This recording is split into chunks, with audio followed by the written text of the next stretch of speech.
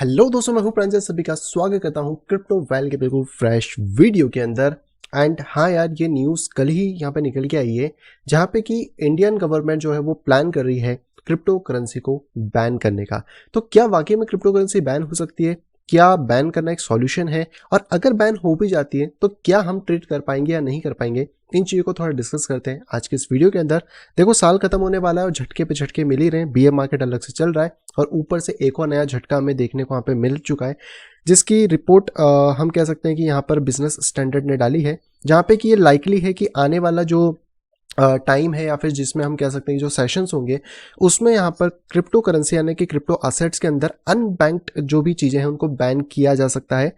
जैसे कि stable coins हैं, डीफाई है, और ये आरबीआई का कहना है। अब ये सब चीज़ें क्यों हो रही हैं? क्योंकि इंडिया भी कहीं ना कहीं G20 की प्रेसिडेंसी यहाँ पे ले चुका है। G20 यानी कि 20 देशों का जो सम्मेलन होता है, जो कि ये देखते हैं कि आगे फ्यूचर में क्या करना है, कैसे ग्रोथ करना है, वो सारी चीज़ों के लिए। और वहाँ पे जो फ्रेमवर्क है वो डेवलप करेगा ग्लोबल रेगुलेशंस और बाकी सारी चीज़ों में, जिसमें प्रोहिबिट करेगा अनबैंक क्रिप्टो जैसे कि स्टेबल कॉइन, डीफाई। और यही कहना है आरबीआई का। देखो, आरबीआई जो है, गवर्नमेंट जो है, वो सेपरेट एंटिटी की तरह वर्क करती है, जिसके थ्रू यहाँ पे सारी चीज़ें निकल के आती हैं। और इनकी जो फाइनेंशियल स्टेबिलिटी रिपोर्ट है उसमें इनका बिल्कुल ये कहना है कि जो क्रिप्टो असेट है वो हाईली वॉलेटाइल है। और अभी पास्ट में जो चीज़ें हुई हैं, जैसे एफटीएस का कॉलेप्स हुआ है, इसके अलावा जो टेरा लूना था, सेल्सियस था, क्रिप्टो लैंडिंग, 3 एरो, यानी कितनी चीज़ें जो कि इन्होंने अपनी रिपोर्ट के अंदर यहाँ पे बताई हैं। और इन्हीं सभी कारणों की वजह से इनका ये सिंपल कहना है कि क्रिप्टो करेंसीज जो हैं वो 100% एक स्पेकुलेटिव असेट है, जो बस ऐसे ही यहाँ पे यूज़ करी जा रही है। और कहीं ना कहीं जो सीबीडीसी है उसको ये हार्म कर सकती है, या फिर जो ग्लोबल फाइनेंशियल स्टेबिलिटी है, जो अभी की प्रणाली यहाँ पे चल रही है, उन सभी के लिए ये एक हार्म यहाँ पे हो सकता है, जिससे कि लेस इकोनॉमी यहाँ पे क्रिएट हो सकती है। तो यहाँ पर ये सारी चीज़ निकल के आती है, जहाँ पे कि ये पॉसिबिलिटी हो सकती है कि इंडियन गवर्नमेंट आने वाले टाइम में, या जो भी बिल आता है, जो भी चीज़ें आती हैं, उसमें ये चीज़ें प्लान करे कि कैसे हम लोगों को क्रिप्टो करेंसीज को बैन यहाँ पे करना है। तो क्या वाकई अब ये बैन हो सकता है?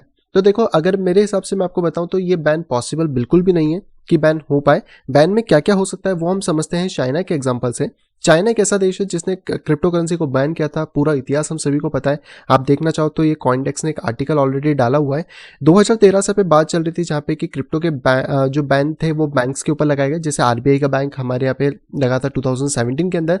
2017 में यहाँ पर जो इनिशियल मतलब आईसीओ है उनके ऊपर बैन लगाया गया। फिर धीरे से एक्सचेंजेस पे बैन लगाया गया, जिसकी वजह से बाइनेंस, बड़े बड़े जो एक्सचेंजेस थे वो शिफ्ट हुए चाइना से और बाहर यहाँ पे जाने लगे। लेकिन आज की डेट में अगर हम बात करें, 2019 में यहाँ पे बिटकॉइन माइनिंग को भी इन्होंने कहीं ना कहीं बैन करने की कोशिश कर दी।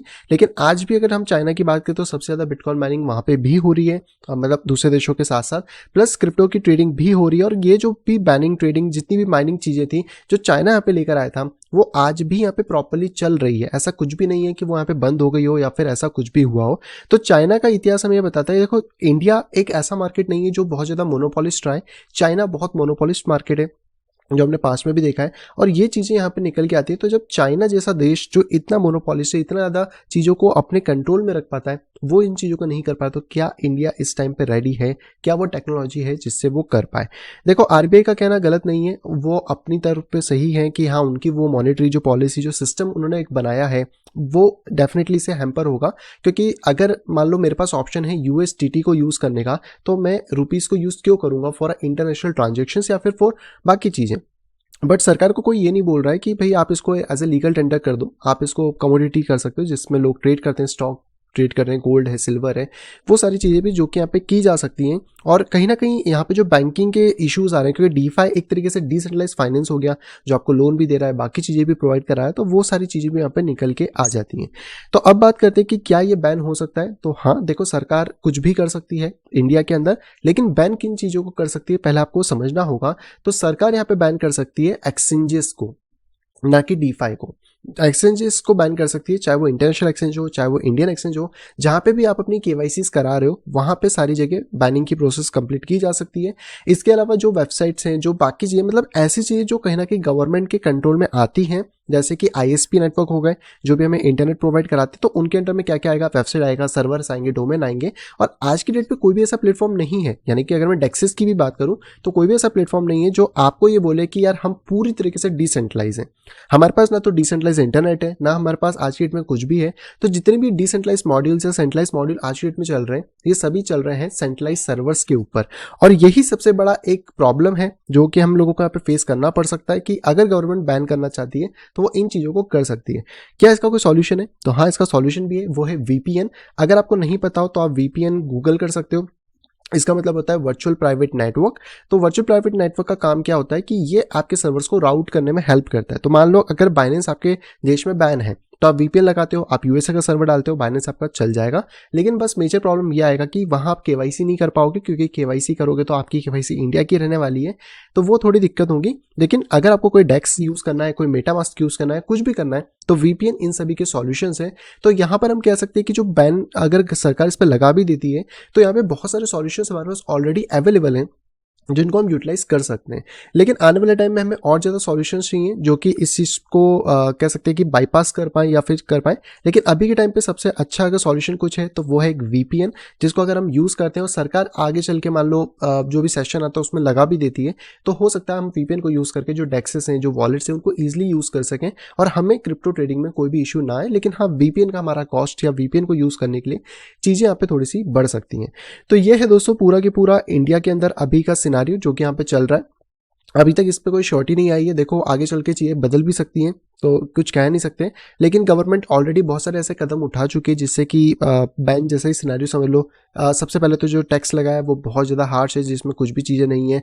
ऊपर से जो बैंकिंग प्रोसेस है वो सपोर्ट नहीं कर रही है। एक्सचेंजेस बहुत सारे लिक्विडिटी क्रंच से ऑलरेडी गुजर रहे हैं। ये बहुत सारी चीज़ें जो कि हमें फेस करना पड़े। और अगर इस तरीके की चीज़ें और आ जाती हैं, बट आई डोंट थिंक कि ये चुनाव तक आएंगी, क्योंकि 2024 में शायद चुनाव है, तो उससे पहले मुझे नहीं लगता कि सारी चीज़ें होंगी।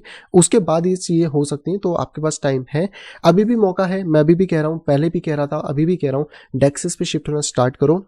डिमांड करो हर प्रोजेक्ट से कि डिसेंट्रलाइज इंटरनेट और डिसेंट्रलाइज डेक्स हमें चाहिए, तभी जाके हम आगे पीछे इस फील्ड में ढंग से काम कर पाएंगे। देखो बाकी देश अडॉप्ट कर रहे हैं, तो हो सकता है इंडिया भी कर ले, लेकिन बहुत सारे रिस्ट्रिक्शंस, बहुत सारी चीज़ें हम लोगों को इम्पोज होते हुए वहाँ पे मिल सकती है। तो अगर आप इस चीज़ से डरे हुए थे कि क्रिप्टो बैन का क्या होगा, क्या नहीं होने वाला है, तो मैंने ऑलमोस्ट आपके सभी क्वेश्चन के आंसर देने की कोशिश करी है। अगर फिर भी कुछ रह आते हैं तो कमेंट बॉक्स में कमेंट कर दीजिए, इनके ऊपर सेपरेटली बात कर लेंगे लाइव सेशन के अंदर। आई होप दोस्तों वीडियो आप पे पसंद आई होगी। दोस्तों अगर वीडियो को पसंद तो प्लीज वीडियो को लाइक करेगा। अगर अभी तक आपने चैनल अपने फैमिली या फ्रेंड के साथ शेयर नहीं करा है तो तुरंत जाए शेयर करें, ताकि वो लोग भी क्रिप्टो मार्केट से अपडेटेड रह सकें। और अगर आप आए फर्स्ट टाइम इस चैनल के ऊपर तो तुरंत जाइए चैनल को करिए सब्सक्राइब, साइड में दिए गए नोटिफिकेशन बेल को दबा के क्लिक करें ऑल के ऊपर, ताकि मेरे आने वाली सभी वीडियो की इन्फॉर्मेशन प्रॉपर टाइम पे आप पा सकें। तो मैं मिलता है आपसे कुछ इंटरेस्टिंग वीडियो के साथ, तब तक have a great day and bye bye.